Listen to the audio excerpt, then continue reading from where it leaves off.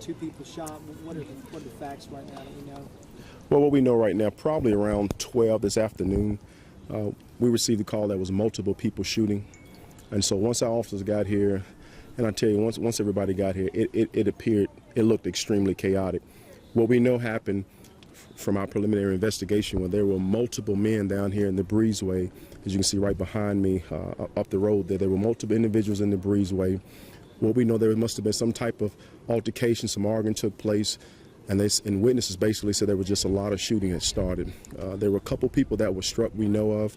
As you already know, one of them was apparently shot in the foot, and the other person was shot multiple times. He was transported to the hospital, and what we know, he also died as well once he got there, to the hospital. The altercation that took place here, the multiple shooting, we know the shooting was here in the breezeway. We know that from that point, those individuals were getting to shoot back and forth at each other, and it appeared that multiple buildings also were struck here, multiple shell casings. As you can tell, our crime scene investigators are here to process this scene, and it's probably going to be a little while. It's a lot to process at this time. Lieutenant Edwards, there was a wreck nearby. Did that involve any of the patients by any chance? Well, what we know based off of what we were told, the individual that was being transported from this location to the hospital, there was an accident. And what we know from that, the accident involved the ambulance as well as another citizen in this vehicle. From that accident, there was one victim that was driving the other car, was also injured in the wreck, so he had to be transported as well. Centerpoint ambulance service was notified, and they came to the location and was able to load everybody up and transport him to the hospital. But what we do know is that that individual was deceased on arrival when he got there. So as far as details, is pointing fingers as far as the wreck, can't really make that determination at this time. Based on speaking with some of the officers here, the individual that was shot multiple times here looked pretty bad shape. He appeared deceased to them, but so that's the one that was in the wreck? That was the one that was in the wreck. Correct. Is that the only fatality? That's correct. That's correct. Well, it's not a fatality. Let's get that clear. It's not a fatality. The individual that was shot at this location, he was the one that. Yeah, I mean, he's the only fatality involved in the shooting. That's correct. That's correct at this time. Is anybody in custody? Because we're being told that somebody that arrested at 2957. There were two people I observed being arrested on the Well, I mean, you say arrested. What I can tell you, what I can tell you, speaking to some of the investigators and on the phone, there are multiple people we have. There currently are witnesses right now. There might be one person in the group that's a person of interest, but again, all the investigators got their work cut out. We have a lot of the patrol units tied up with witnesses right now, and so we're trying to really regroup and restructure right now. And so the investigators got their work cut out. We got multiple people who saw things, who have different parts of the story. So I believe by the end of the day, they'll be able to paint a clear picture of what actually led up to this incident. Is there an active search going on right now for the shooter? Well, as far as on our end, we are focusing our efforts on all the people we have at the administration building to try to pinpoint who is actually involved, or whether or not we have the person responsible in custody. And so I think by the time we finish that. But I can tell you here at this location, you're talking about an early part, noon part of the day. You got multiple males who are here. You asked the question, what's going on this time of day? Why we have so many people up here discharging firearms in the middle part of the day when, most people are out working. And so it poses a problem. It poses a problem. Has there been a weapon recovered at this point? It's hard. I can't make that call on that yet. As far as a weapon, if we haven't really got the actual person that's responsible, I don't believe we've recovered any firearms in this time. I can tell you that multiple shell casings are here at the location. Multiple shell casings. Any guesstimate of how many? Shell casings? Yeah, witnesses have said more than 30 shots. I think it's safe to say that. After speaking with the investigators, the crime scene investigator, shortly, he said it appeared it was multiple weapons, and also from some statements that were made, there was multiple people beginning to shoot back and forth at each other. I was just kind of chaotic. It really was. You're no stranger to this apartment complex. Residents say this stuff happens all the time. We've all been to homicides out here. Is this a bigger problem than any place else? Can you just describe what difference you've made out here? Well, I won't speak as far as from the East Precinct officers and the commanders that this is the area they're responsible for, but I can tell you that our officers have responded to this apartment complex on multiple occasions. this shooting incident is taking place is not nothing new to the officers that work this area, and so it has been a part of the discussion at each precinct. And so as far as our efforts is bringing extra units up here and sending our task force, we've had people to come through this area. But the truth of the matter is it's going to actually take the people who live in this area to stand up and say, listen, I've had enough. We want to try to do something and try to be the witnesses that help us to kind of police the area. One of the things I can tell you that police can't be here 24/7. You know, so that's a challenge that we have to work together with the people that live here, and they have to be courageous enough to get involved and say, hey, I've had enough. There's been some residents that I talked to said they went to the council meeting about 2 weeks ago to express their concerns about all the violence and things that are going on out here, and not happy with the response. They said they've seen a couple cars ride through. That's about it. Right. Any response to that at all? I mean, it seems like at least some of them are trying to be proactive. Well, trying to stop this. Well, it's just not a one-way solution. A lot of times, it takes multiple solutions to try to figure out a problem, to work out a problem. I mean, I don't think it's going to change overnight. I can tell you that.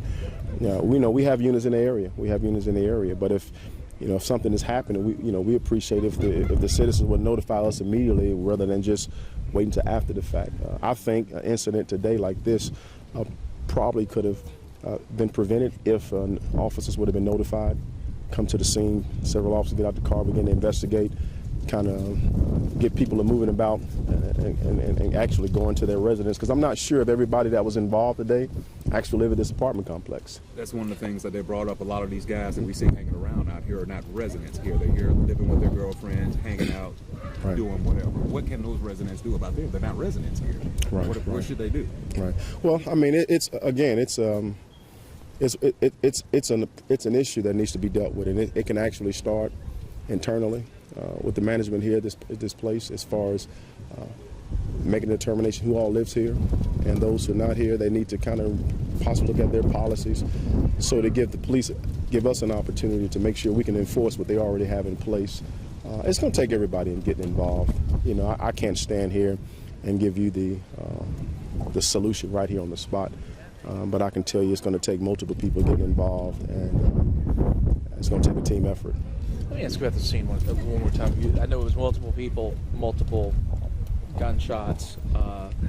Is it fair to say that people who weren't involved in the incident were also caught in that, or do you think they were pretty much holed up at that point? Well, if you think about the two different buildings, anytime you have people recklessly discharging firearms, the chance of somebody being injured is extremely great, extremely high. It's by the grace of God that really no one was injured. More people were injured up here. I mean, you have children here, you have people still in their homes, and so it probably could have been worse. But again, it's just something that really happened that probably should have never happened. But the people that live in this area, they're kind of familiar with it. It was the county involved in any way?